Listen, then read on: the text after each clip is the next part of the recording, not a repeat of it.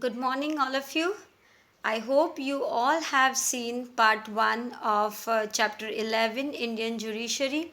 In part 1, we discuss about the pyramid structure of judiciary, in which the topmost is the Supreme Court, then comes the High Court, and then the subordinate courts. And then we also discussed about the importance of judiciary, and then the apex court, that is the Supreme Court. We had a discussion the qualification to be appointed as a judge for the Supreme Court, that we had discussed. And now moving ahead, in this part we are going to discuss about the power and jurisdictions of Supreme Court. Now let us start. The power and jurisdiction of the Supreme Court. Now let us discuss about the power and the jurisdiction which has been carried out of the Supreme Court. See, the Supreme Court of India, he possesses more power and has a vast jurisdiction in comparison to any other country of the world. See, comparing to any other country of the world, this Supreme Court of India, they have more power and they also have vast jurisdiction. See, this jurisdiction can be divided into different. See, first of all, let us discuss what is the meaning of jurisdiction. What do you mean by that? See, the territory or a sphere of activity over which the court can extend its legal authority is called the jurisdiction of that court. And now let us see the jurisdiction that are being divided into three. That is the original jurisdiction, the second one is appellate's jurisdiction, and the third one is advisory jurisdiction. Now let us see the first one, that is the original jurisdiction. See, when a court they has a power to direct given judgment after hearing a case, such is known as the original jurisdiction, and the Supreme Court has the power to make decision regarding the case which no other court has. See, the power that is held by the Supreme Court to hear a matter brought to it directly without first taking that matter to any other lower courts is called the original jurisdiction of the Supreme Court. See, in the other word, the matter is originally filed in the Supreme Court and hence the name. And under this jurisdiction, the following parties should be involved whose conflicts are resolved by the Supreme Court. See, under this jurisdiction of original, the following parties that are being involved whose conflicts which is to be resolved by the Supreme Court. See, let us see the first one. It has the power to settle the dispute between the government of India and one or more states. See, the power held by the Supreme Court to hear a matter that is brought to it directly without first taking that matter to any other court, we know that is known as the original jurisdiction of the Supreme Court. And in this, the first that is said, it is has the power to settle. See, to hear the case that is between the government of India and one or more state. That is for the first point. And the second is, it has the power to resolving difference of opinions, fights or conflicts between the government of India and one or more state on other side and one or more other state. See what is said in the second point. To hear and they can resolve the difference of what of opinions, fights and or conflicts that is between the government of India and more than states on the other sides, and one or it is more than other states. And the third one, it has complete power to give judgment regarding fights or quarrels between states. See, they to hear and they can provide the judgment regarding what the disputes between the different states. Fourth one, the Supreme Court has a right to give judgment concerning any set of union government or constitutionality.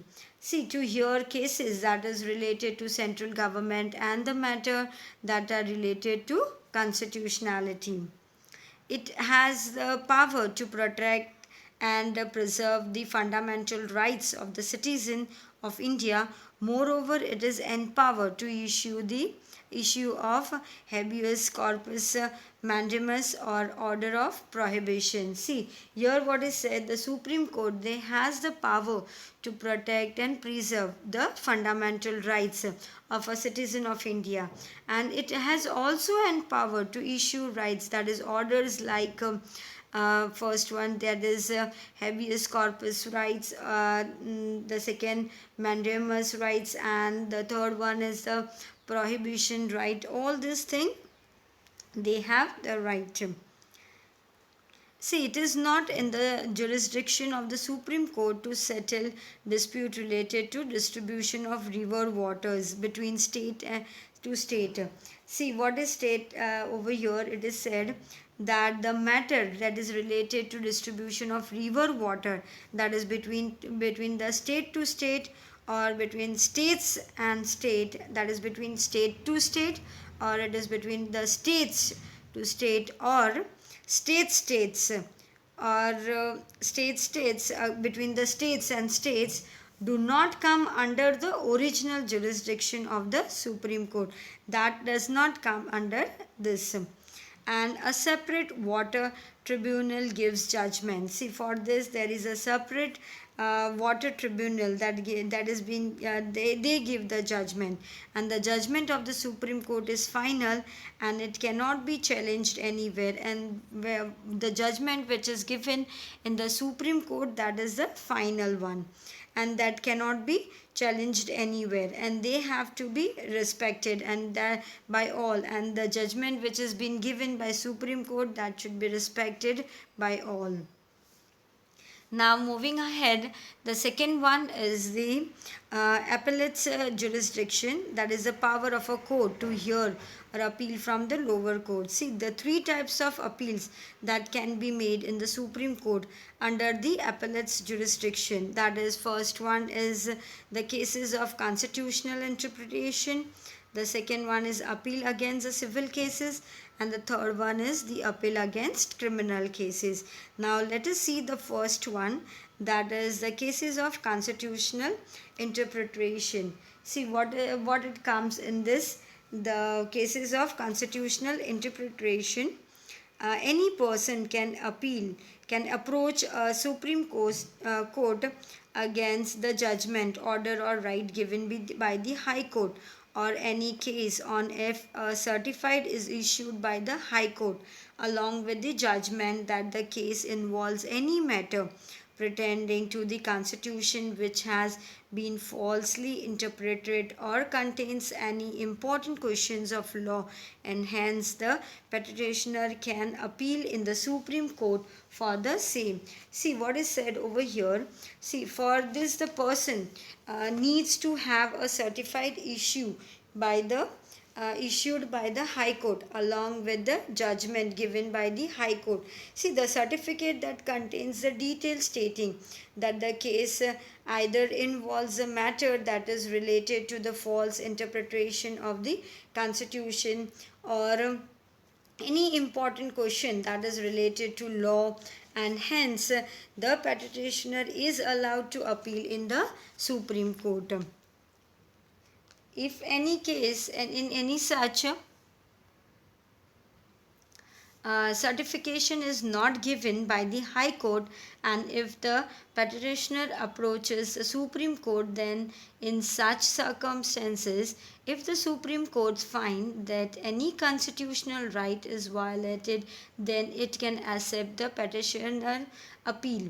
And but it in any case of the circumstance, only the petitioner who is a party in the working of High Court can approach the Supreme Court only under the reasons that a false judgment is issued by the High Court or any other court. See what in the case, what is said over here. See, in the case if the High Court has not given the certificate, even then the petitioner, they can appeal in the Supreme Court, provided the Supreme Court they find that a constitutional right is violated. The second one is the appeal against civil cases. See, in the case of the civil cases, if the High Court certifies that the cases involves important questions of interpretations of law, and that the case hold general importance and it's necessary that Supreme Court decides, then an appeal can be made in the Supreme Court. See the what is said over here in the appeal against the civil court, the petitioner is that they can appeal in the Supreme Court if the High Court certifies that the case involves important matter that is related to the interpretation of the law, and they can also see that the case is important and it is said necessary that the Supreme Court he will decide upon the matter. And the judgment of any civil cases involving a sum of rupee 1 lakh or more than can be challenged in the Supreme Court. See the judgment that is given by the lower courts in case involving a sum of rupees 1 lakh or more can be also challenged in the Supreme Court. The third one is the appeal against criminal cases. See, in the case of criminal cases, if any lower courts has acquitted the criminal from capital punishment, and in that case the High Court has given the capital punishment to the criminal, then in such circumstances any appeal can be made in the Supreme Court. See what in this it is said, in case of criminal case, when there is a criminal case, if a person is proved innocent in the lower court and not given any capital punishment, he is not given any capital punishment but is held guilty in the High Court and he is charged with the capital punishment, then in such cases a person he can appeal in the Supreme Court and he can go towards the Supreme Court. See, it can be transfer cases and there are going on in other courts to the Supreme Court. The Parliament can increase the powers of the Supreme Court by framing act. See, Parliament, they are there, they can also increase the power of whom? Of Supreme Court by framing all the acts. The third one is the advisory jurisdiction. See, in this, if the President feels that any particular matter or a question holds importance from the point of view of public welfare, then the President can take a counsel of the Supreme Court by sending the matter or question to the Supreme Court for consideration. See what is said over here in this line, that when a lower court or a constitutional body they seek advice from the Supreme Court in a matter of a law and the Supreme Court they advises, then it is called as advisory jurisdiction of the Supreme Court. And if the President he feels that the particular matter is important with respect of what the public welfare, then the President can send it to the Supreme Court for the advice. Under these provisions, the President can avail counsel to Supreme Court in the question pertaining to law, reality and constitutional interpretation or relevance of any bill. But if the Supreme Court find it unnecessary to consider or give opinion on the sent matter, it can send it back to the President, and it is not mandatory for the President to follow the advice or counsel given by the Supreme Court. See what is said over here in these lines. The presidents they may send the matter related to what law, truth, interpretation of constitution, and they can also considering the relevance of a bill. And see, if the Supreme Court they does not find the case that is being sent to it is proper, they can send it back to the President without giving its opinion. And moreover, what happened, the President is not all bound to follow the advice given by the Supreme Court. Now the other one is, the fourth one is the other powers. See, the Supreme Court has the power to reveal its own judgment or decision. See, the Supreme Court now they has the power to reveal their own judgment. And Supreme Court can punish for contempt of the court. See, the Supreme Court can also punish the one who contempt the court. Supreme Court has the power to nullify any steps law taken by the executive if it is violates the constitution. See, the Supreme Court they can also nullify the steps or laws of the executive where in the case if it is violates the constitution, and this right has been taken to the precedent under the right of constitutional remedies. See, it is being taken to the precedent under what? Under the provisions of right of constitutional remedies.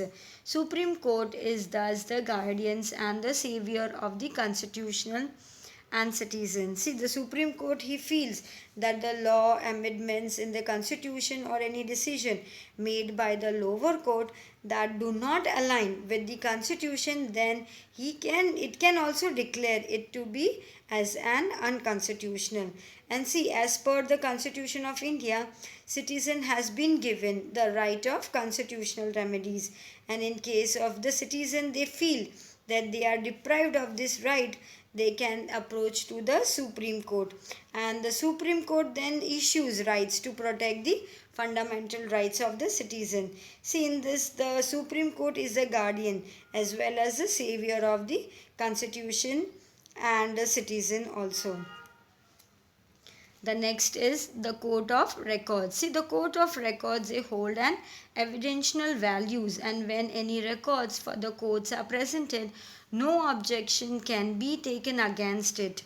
See, the Supreme Court is also called the court of record. See, all the decision proceedings and interpretations of the Supreme Court are kept as a record in the Supreme Court, and the judgment and the decision of Supreme Court, they are considered as a permanent documents, and all are bound to accept it, and they are used to reference by subordinate courts while giving judgment and decision. Any court showing it contempt or disapproval can be punished. See, all these records are extremely important for future reference, and when such records is presented in case, then it cannot be challenged, and any individual or a court who does not show any respect towards such record or they disapproves them, that can be punished also. See, if they have asked you why the Supreme Court is considered to the court of records, and you can write all these things that it is Supreme Court is a court of record also, and all the decision proceeding and all are being kept as a record in Supreme Court, and these all records, they are extremely important also, and if any person can disapprove, then they can be punished also. I hope you all have understood till here. In the next part, we will see about the high courts. Till then, thank you.